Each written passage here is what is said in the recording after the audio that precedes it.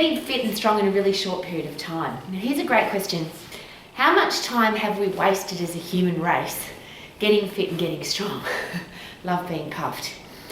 And if I ask the simple question, how long does it take to get puffed?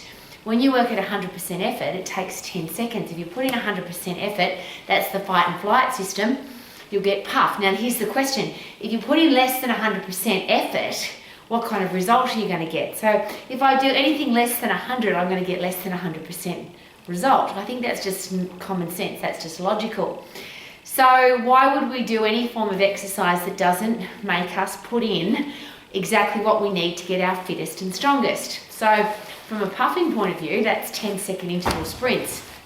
Punches, kicks, skips, cross-trainer, treadmill, bike, doesn't matter as long as you're getting puffed, but in a 10-second period.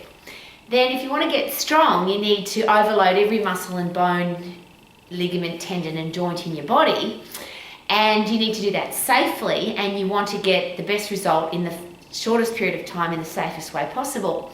So why do we break the body into little pieces? Why do we do isolated exercises? Because that puts shearing forces through our joints, which then causes injury. Why do we take a long time to train? Because the phosphate system, fight and flight system, 10 seconds, 100% effort. If I go longer than 10 seconds, I'm putting in less than 100% effort. So if I'm lifting something and it takes me longer than 10 seconds to overload my muscles and bones fully, then I'm wasting my time. Now the firing mechanism for my muscles and bones, ligaments, tendons and joints, that's my endocrine system and my central nervous system. The firing mechanism so that I can go at 100% effort, and they are not designed to go for longer than 10 seconds either. When I'm running away from an animal, I don't jog away from an animal, I don't even run away from a wild animal. If I've got a threat trying to kill me, I sprint, and my body produces epinephrine, adrenaline, cortisol, the fight and flight drugs. The big one is an endorphin, which is a pain-killing happy drug to make sure that I've got no pain and I can get away from the animal. And then after I get away from the animal, the threat, the challenge, the stress, my body says, congratulations, you got away, you're alive. Dopamine, reward neurotransmitter. Serotonin, which is a satisfaction transmitter, you're alive and be satisfied with your life. Those endorphins, which are those happy drugs that make you feel fantastically pain-free after you put in 100% effort. And then brain-derived neurotropic factor, which is fertilizer for your brain, which covers over all of those systems and makes them all work better because it's a fertilizer. So Rowie, what's your point? My question is this. If like me, one of your biggest, and I have very few regrets in my life, but here's my big regret, that I didn't learn this when I was young. I relied on other people's opinions, other people's advice, experts. I didn't learn my anatomy and physiology for myself. So I wasted hours and hours and hundreds of hours doing stupid exercises that wasted my time, hurt my joints, weren't effective, didn't work, and got a little bit annoyed with it all. And I'm sure that you've met people like that, where they've gone to the gym, or they've gone to a personal trainer, or they've invested in an exercise program, or they've done something to try and get fit and strong. It didn't work and they felt like they wasted their time. Well, is it possible that the reason it didn't work was they were not putting in 100% effort? They weren't using all their muscles and bones, ligaments and tendons and joints at the same time. And I use that connection. This is the really important connection. The firing mechanism, the central nervous system and the endocrine system, they have to fire at full effort when we put in 100% effort, using as many muscles and bones, ligaments, tendons and joints as possible, which is where that great quote comes from. Little exercises gives me little results. Big exercises gives me big results. Now, apart from the fact that that just sounds logical and common sense to me, the firing up of as many muscles and bones, ligaments, tendons and joints as possible requires more energy, more effort, requires more of everything to get something happening versus doing a little exercise which doesn't fire up very much at all, really.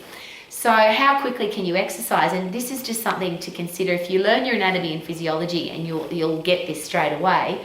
It took me a long time to get it because I didn't learn my anatomy and physiology, and as I shared, I listened to other people's advice and the experts who either don't exercise or haven't dug in deep enough onto how the human body works. If you get puffed, you'll get fit. If you overload your muscles and bones, you'll get strong. It's that simple. So how fast can you do it? Surely that if we look at the 100% effort system, and there's only one of those, there's three energy systems, the phosphate, lactate and aerobic system, but the phosphate system is the only one that you can put in 100% effort, the only one that uses all those fast twitch muscle fibers, which are the really quick ones to waste away as we get older. We work in the aerobic system all of the time, breathe in oxygen, breathe out carbon dioxide, burn fat and carbohydrate, a little bit of protein. We're using that all the time. It's the boring system because it's the one that we live in all the time. The lactate system is really interesting because yes, you can work very hard in the lactate system, but it produces a waste product called lactic acid. Lactic acid that hits up against your nerve endings and causes pain. It causes a burning sensation, and for some people it makes them feel sick because if you haven't built up a tolerance to lactic acid, you'll actually feel sick. So here's my question. Why would we exercise somebody in a way that's going to make them feel sick or give them a burning sensation?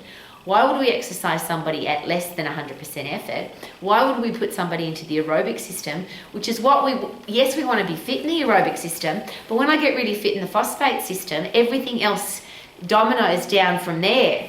We talk about, well, let's go walking and then we'll get fitted to go jogging and then we'll get fitted to go sprinting. How about this? Get really fit to sprint. It's only 10 seconds. It's less chance of getting bored, less chance of getting injured. And when I get really fit, then everything else becomes easy. So if I'm really good at sprinting for 10 seconds, my long walk becomes easier. If I'm really good at sprinting for 10 seconds, I get my heart rate recovers quickly, and I'm capable of getting my heart rate up high because I'm strong. I lift heavy, overload my muscles and bones. Then everything else becomes easier. I can do a 45-minute class. I can go and do a fun run. I can go and run a marathon. I can climb mountains, go water skiing, play my sport because I'm really fit and I'm really strong. So rather than putting in a 50% effort and get a 50% result and waste a hell of a lot of time because the aerobic system is slow and boring, and is that one of the reasons why people don't get results, because their exercise program is slow and boring? What if we go hard and fast? We can't get bored, it's only 10 seconds. It can't be that hard because it's only 10 seconds. And is it possible that there's no mental barrier? If you're pacing yourself over 20 seconds, 2 minutes, 45 minutes, an hour, pacing yourself, so you're putting in less than 100% effort, you get a less than 100% result. But if you don't pace yourself, you just go as hard as you possibly can, which is literally physically only 10 seconds, then you get really fit, you get really strong, and now you can actually live your life to the max. So how about we stop wasting time doing long, slow, boring exercise? That sounds like a good idea. What do you reckon? And how about we focus on getting fit and getting strong so that we can go and do all the other things that we want to do, and we can live our life to the max without wasting time. We don't get any more of that. We get money, more money, we can get more people in our life, we can get better experiences, but we can't get more time. So if you want to live your life to the max, you have to make sure that every single minute of your life is living to the max. So you can sing like I do. Super-duper-doo, how are you? Living my life to the max.